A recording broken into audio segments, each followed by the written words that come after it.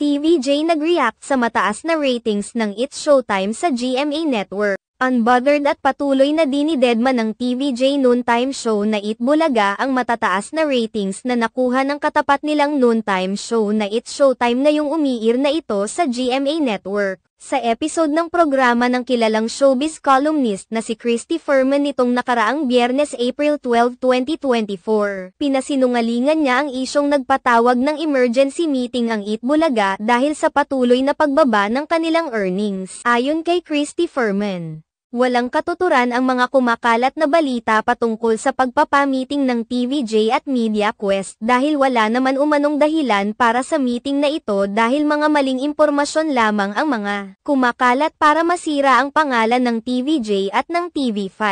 Ipinunto pa ni Christy Fermin na hindi naman mapapatunayan ng It's Showtime na nanalo na sila sa GMA7 dahil sa pagtaas ng kanilang rating noong opening ng kanilang show. Sa katunayan, habang pressure ang It's Showtime na panatilihing mataas ang kanilang ratings ay taped episode lamang ang inilabas ng Eat Bulaga. Pahiwatig na hindi sila bothered sa mataas na ratings ng show noong April 6, 2024. Ngayong umiere na rin ang It's Showtime sa GMA7, inaasahan lalo pang iinit sa mga darating na araw ang tapatan ng dalawang show na pareho na ring may napatunayan. Gayunpaman, naniniwala pa rin si Christy Fermin na walang dapat na ipanggamba ang TVJ dahil mayroon na silang napatunayan sa larangan dahil sila ang tinaguriang longest running TV show ng Asia.